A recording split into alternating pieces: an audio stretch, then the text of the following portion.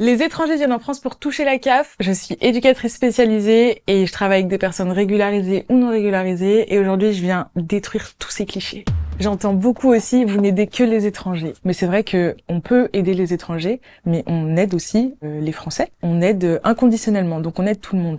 On entend souvent que les gens viennent pour gratter la CAF. On n'arrive pas en France sans papier et on peut pas s'inscrire à la CAF comme ça. Je ne peux pas inscrire une personne à la CAF si elle n'a pas de titre de séjour. Elle n'aura pas de numéro d'allocataire, c'est sûr et certain. Parce que pour avoir la CAF en France, il faut être régularisé, soit avoir une pièce d'identité française, soit une pièce d'identité européenne, soit un titre de séjour de plus de 5 ans avec autorisation de travail. Ça fait beaucoup de conditions. L'ADA, l'allocation des demandeurs d'asile, elle n'est pas versée par la CAF, elle est versée par l'OFII aux demandeurs d'asile. Aucun étranger sinon n'arrive en France et peut toucher la CAF. Les personnes sous titre de séjour n'ont pas le droit de toucher les allocations familiales avant 5 ans sur le territoire. Cela dit, pendant ces 5 ans, ces personnes payent des impôts. Elles payent des impôts, elles ne votent pas et n'ont pas de droit CAF, ni autre d'ailleurs. Il y a des exceptions, effectivement. Donc par exemple, les bénéficiaires de l'asile, une fois qu'ils ont eu la protection, ils pourront demander la CAF sans attendre les 5 ans. Pour pouvoir demander l'asile, il faut avoir l'histoire entre guillemets qui va avec. Il faut être en danger, il faut être persécuté dans son pays d'origine. Il y a une demande donc de protection qui est faite en France. Quand vous arrivez sur le territoire, vous êtes enregistré comme demandeur d'asile. Vous êtes, s'il y a de la place, mis dans un CADA, donc un centre d'accueil des demandeurs d'asile. Si vous n'acceptez pas cette place, vous ne pouvez pas toucher l'ADA, donc l'allocation des demandeurs d'asile, qui est elle à hauteur de 6,80 €. Donc ce sont les seuls étrangers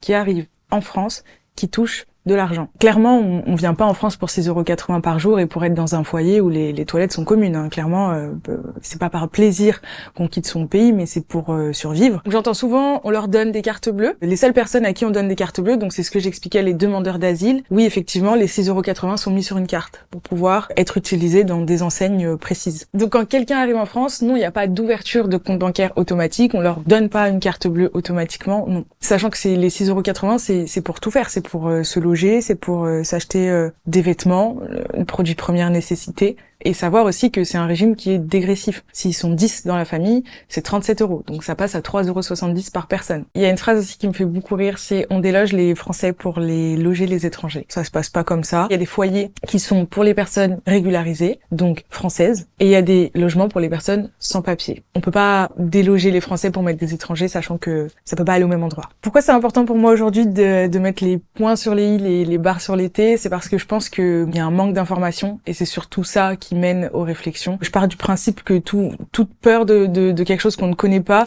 c'est juste du manque d'information. Tout ce que je dis, c'est trouvable sur le site du service public. Tout est notifié, on n'invente rien, on s'octroie pas des droits. Allez chercher l'information vous-même avec des chiffres officiels, mis à jour et corrects.